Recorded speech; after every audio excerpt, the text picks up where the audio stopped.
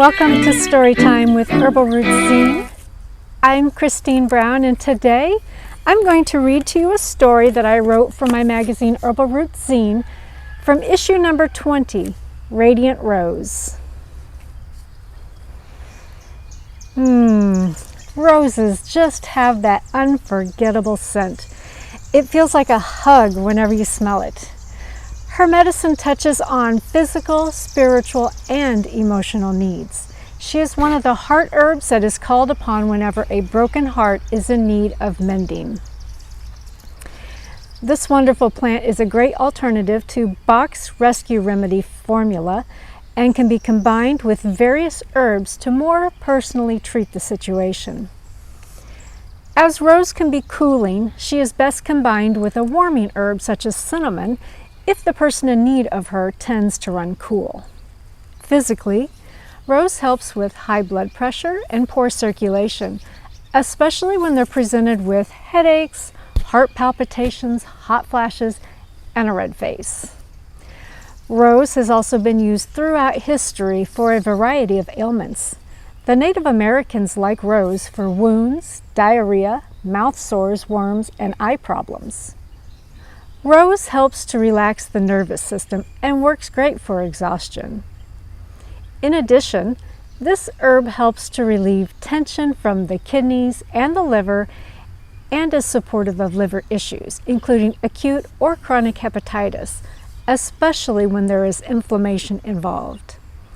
The flowers, petals, and buds are generally used for these issues, but the fruits, otherwise known as hips, are also called upon, especially when the immune system is involved, as they contain a lot of vitamin C, which helps to boost and support the immune system. Less commonly, the leaves, twigs, and roots are utilized as well. This is just a glimpse of the many things that rose can be used for. So today's story is called Rose's Reminder.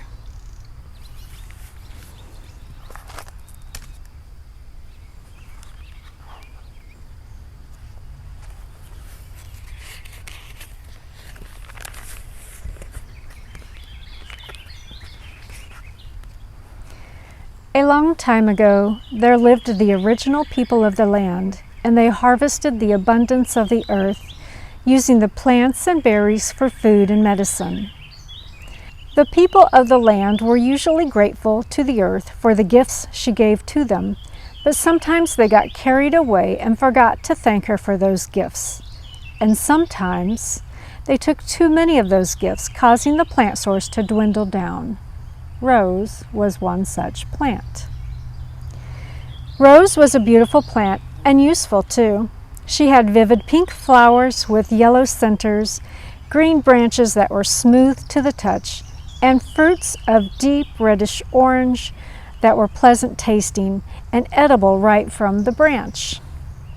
The people used her roots, leaves, flowers, and fruits for medicine. They made teas and poultices and washes from the plant for many things. They loved Rose's medicine and didn't mean to harm her, but because they loved her so much, they used her all the time. Rose felt herself losing strength. She called on Mother Earth to help her restore herself. "Great Mother," she pleaded, "please help me. The people are over-harvesting me, and I am disappearing.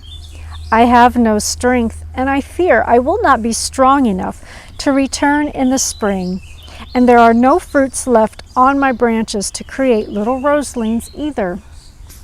Mother Earth heard Rose's plea and hastened to answer her request.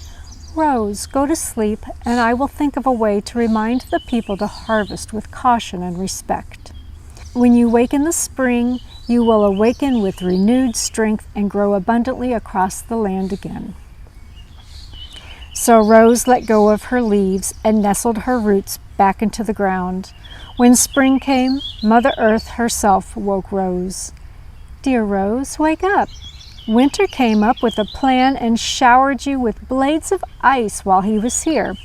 Your branches are now covered with icy prickles to remind the people to respect you and not over-harvest. The seeds of your fruit are now covered with the finest slivers icy little hairs that will be disagreeable to the people, reminding them to throw the seeds back to the earth so that your roselings will be able to grow. Rose woke up and felt the prickles on her branches. "Thank you, Great Mother."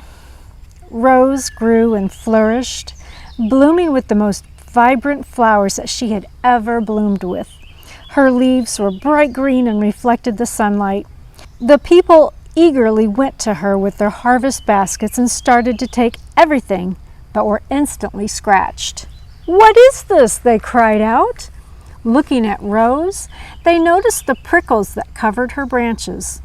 One of the people realized the error of their ways and replied, "Mother has sent us a message. We have been disrespectful to Rose. We must not be selfish with her medicine anymore, or we will lose her." And so, the people are reminded to this day to not overharvest Rose so that she may continue to flourish and provide food and medicine. I hope you enjoyed today's story. If you'd like to learn more about Rose, you can find the Rose ebook in my shop. I'll put a link in the description. It's also a part of my year-long course, New to Herbs, which features 13 herbs over the course of a year. Thanks for visiting Herbal Roots Zine for Storytime, and I'll see you next time.